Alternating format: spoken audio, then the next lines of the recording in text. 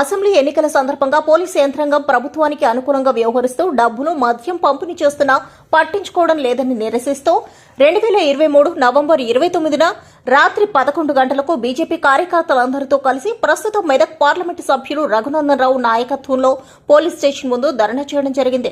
ఆ రోజు పోలీసులు బీజేపీ కార్యకర్తలు కొందరిపైన కేసులు నమోదు చేయడం జరిగింది. ఈ కేసుకు సంబంధించి 2024 సెప్టెంబర్ 4న అంటే ఈ రోజు కోర్టుకు హాజరు కావాలని పోలీసులు సమన్లు ఇవ్వడం జరిగింది. ఎంపీ రఘునందన్ రావు కోర్టుకు హాజరు కావడం జరిగింది. బీజేపీ నాయకులు అంబటి బాలేష్ గౌడ్, ఎల్లారెడ్డి, రాజశేఖర్ తదితరులు పాల్గొన్నారు.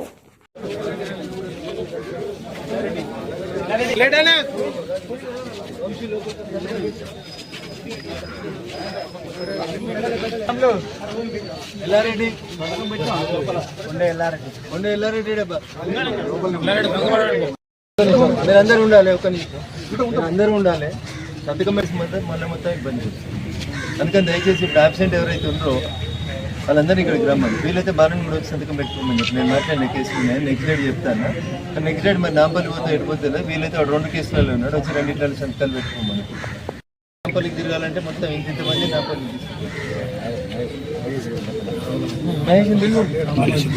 చేస్తాడు తామారెడ్డి.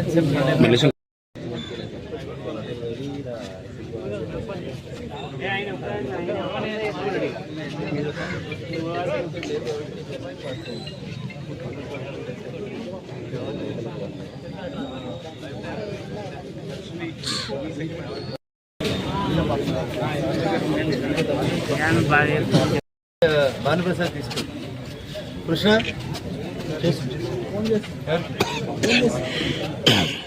సో ఒక్కొక్కరు బాధ్యత తీసుకొని అబ్సెంట్ పెట్టి మొగుల మలేషియా పరిస్థితి లాస్ట్ గంట దాటిందంటే మళ్ళీ సాయంత్రం 5